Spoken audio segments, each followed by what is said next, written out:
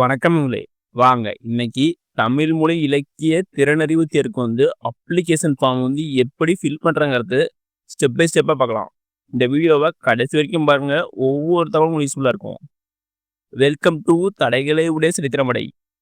Already எப்படி application form download பண்ணங்கிறது ஒரு video போட்டுக்கிறேன். அந்த லிங்க் டிஸ்கிரிப்ஷன்ல தரேன். அத கிளிக் பண்ணி உள்ள போய் எப்படி டவுன்லோட் பண்ணணும்னு பார்த்துக்கங்க. வாங்க எப்படி அப்ளிகேஷன் ஃபார்ம் ஃபில் பண்ணணும்னு பார்க்கலாம். இதான் அந்த அப்ளிகேஷன் ஃபார்ம். இந்த தமிழ் மொழி இலக்கிய திறனாய்வு தேர்வு +1 மாணவர் மட்டும் தான் எலிஜிபிள். ஃபர்ஸ்ட் உங்களுடைய ஃபோட்டோ அந்த பாக்ஸில் ஒட்டியாங்க. அடுத்தது உங்களுடைய கல்வியல் மேலாண்மை தகவல் முறை எண், அதாவது EMIS நம்பர்மாங்க. அந்த நம்பரை இங்கே எழுதிக்காங்க. அடுத்து உங்களுடைய பெயர், உங்களுடைய சர்டிஃபிகேட் மற்றும் ஆதார் கார்டில் எப்படி இருக்குதோ அதே மாதிரி பெயர் எழுதியாங்க. அடுத்து உங்களுடைய பாலினம், ஆண், பெண், 3ஆம் பாலினம் அப்படின்னு கொடுத்து 3 பாக்ஸ் கொடுத்துருப்பாங்க. உங்களுடைய பாலினம் என்னவோ அது பக்கத்தில் டிக் பண்ணிக்காங்க. அடுத்து உங்களுக்கு பிறந்த தேதி கேட்குறாங்க.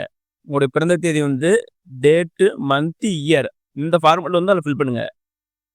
அதுவும் உங்கள் சர்டிஃபிகேட் மற்றும் ஆதார் கார்டில் எப்படி இருக்குதோ டேட் ஆஃப் பர்த் அதேமாதிரி ஃபில் பண்ணிக்கோங்க.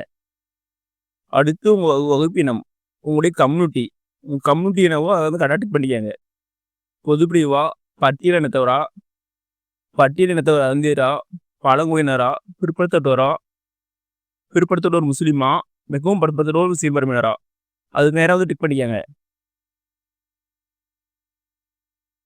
அடுத்தது மாற்றுத்திறனாளி கொடுத்து ஆம் இல்லைன்னு கொடுத்துறாங்க. நீங்கள் மாற்றுத்திறனாளி இருந்தால் ஆம்னா ஆம் டிக் பண்ணுங்க, இல்லைன்னா இல்லைங்கிறத டிக் பண்ணிக்கோங்க. அப்படி ஆமுங்கிறத டிக் பண்ணால் என்ன வகை குறைபாடுன்னு கேட்குறாங்க. கை, கால், செவித்திறன், பார்வை, மற்றவை. அந்த பாக்ஸ் நேரோ என்ன குறைபாடோ அதை டிக் பண்ணிக்கோங்க. அடுத்தது உங்களுடைய தந்தை அல்லது பாதுகாவலர் பெயர் கேட்குறாங்க.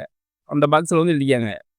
அடுத்து உங்களுடைய அலைபேசி எண், உங்களுடைய 10 டிஜிட் மொபைல் நம்பரை அதில் எழுதிக்காங்க. அடுத்தது பள்ளியின் பெயர் மற்றும் முகவரி கேட்குறாங்க. உங்கள் பள்ளியுடைய அட்ரஸ் அதில் ஃபில் பண்ணிக்கோங்க. உங்கள் பள்ளி பெயர் போட்டு கீழே உங்கள் அட்ரஸ் ஃபில் பண்ணுங்க. அடுத்தது மாணவரின் இருப்பிட முகவரி, உங்களுடைய அட்ரஸில் ஃபில் பண்ணுங்க. அப்படி ஃபில் பண்ணிட்டு கீழே மாணவரின் கையொப்பம் கொடுத்துட்டு உங்களுக்கு கையெழுத்து போடுங்க. பக்கத்தில் உங்களுடைய பெற்றோர் கையொப்பம் போடுங்க. அப்படி நீங்களும் உங்களுடைய பேரண்ட்டும் கையெழுத்து போனதுக்கப்புறம் இதை உங்களுடைய தலைமை ஆசிரியர் உங்களுக்கு கொடுத்துருங்க. அவங்க 10/9/2025 இது அப்லோட் பண்ணிடுவாங்க. நீங்கள் 10/9/2025 இந்த அப்ளிகேஷன் ஃபார்ம் உங்களுடைய தலைமை ஆசிரியர் கொடுத்துருங்க.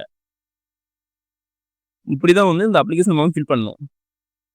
ஓகே நண்பர்களே, இந்த வீடியோ உங்களுக்கு பிடிச்சிருந்தா லைக் அண்ட் சப்ஸ்கிரைப் பண்ணுங்க. முடிஞ்சால் மற்றவங்க ஷேர் பண்ணுங்க. நான் போடுற வீடியோ நோட்டிஃபிகேஷன் முன்னே வேணும்னா பெல் ஐக்கான கிளிக் பண்ணுங்க. அது மட்டும் இல்லாமல் தமிழ்நாடு கவர்மெண்ட் மற்றும் ஜென்ரல் கவர்மெண்ட்டை வேற எந்த ஸ்கீம் பற்றி தெரிஞ்சுக்கனாலும் கமெண்ட் பாக்ஸில் கமெண்ட் பண்ணுங்க. அப்போ வீடியோ ஸ்கீம் பற்றி டீட்டெயிலாக போடுறேன். நன்றி, வணக்கம்.